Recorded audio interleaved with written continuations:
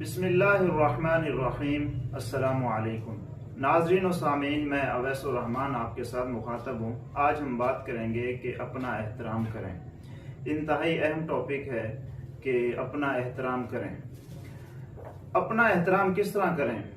आपको जो अल्लाह ने वक़्त दिया है, इस वक़्त का एहतराम करें, अपने वजूद का एहतराम करें, अपने जिस्म का, अपनी पर्सनैलिटी का, अपनी सलाहियतों का एहतराम करें। और अल्लाह ताला ने जो आपको जिस्म के आज़ाद दिए हैं, हाथ दिए हैं, पाँव दिए हैं, दिमाग दिया है, कान दिए हैं, आँखें दी हैं, ज़बान दी है, इनका एहतराम करें। याद रखें, जब तक आप अपना एहतराम नहीं करेंगे, दुनिया आपका कभी भी एहतराम नहीं करेगी। वक़्त का एहतराम इस तरह करें कि जब आप किसी को वक़्त देते हैं कि मैं कल 12 बजे या 11 बजे आपसे मिलूंगा, फिर हत्ताल इम्कान कोशिश करें कि आप उस मुकर्ररा वक़्त से 5 मिनट पहले पहुंच जाएं। जब आप ऐसा करेंगे तो दूसरे के सामने आपकी इज्जत बढ़ेगी, आप उसके दिल में जगह बना लेंगे।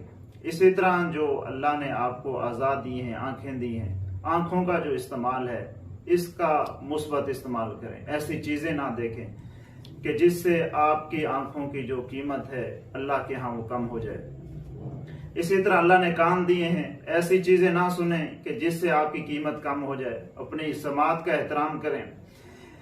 मैं एक मिसाल देकर आपको ये बात समझाने की कोशिश करूंगा कि एक जग के अंदर आप पानी डालें, पानी डालते जाएं। जब उस जग की एवरेज खत्म हो जाएगी तो पानी खुद ब खुद जो आप डालेंगे वो बाहर निकलना शुरू हो जाएगा, अगरचे वो एक कतरा ही क्यों ना हो।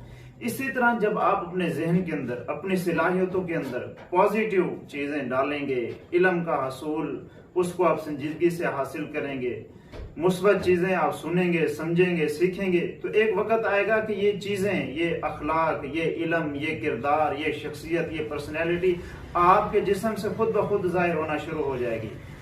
और जब आप बुरी चीजों को सुनेंगे, बुरी चीजों को देखेंगे, बुरी चीजों कि आप इस्तेमाल करेंगे, तो एक वक्त आएगा कि आपकी शख्सियत से ये चीज़ें खुद ब खुद ज़ाहिर होना शुरू हो जाएंगी। जब बुरे आमाल, बुरे अखलाक आपसे ज़ाहिर होंगे तो लोग आपसे हमेशा दूर रहेंगे। तो इसीलिए अपनी कीमत को जानिए, अपनी सलाहियतों को जानें, इनका इस्तेमाल करना सीखें और कोशिश करें कि आपसे, आपके वजूद से, आपकी सलाहियतों से, आपके वक़्त से दूसरों को फ़ायदा हो। जब आप दूसरों को फ़ायदा देने की कोशिश करेंगे, दूसरों की हेल्प करने की कोशिश करेंगे, दूसरों के साथ ताउन करेंगे, तो आप खुद ब खुद माशरे के अंदर एक मुस्बत और एक अच्छी शख्सियत बनना शुरू हो जाएंगे। लोग आपका इज्जत और एहतराम करेंगे, लोग आपको कदर की निगाह से देखेंगे, क्योंकि जब आप दूसरों को टाइम देंगे तो खुद ब खुद लोग आपको भी वक़्त देंगे, आपको भी संजीदा लेंगे और आपकी भी इज्जत और एहतराम करना अपने ऊपर वो लाजिम समझेंगे।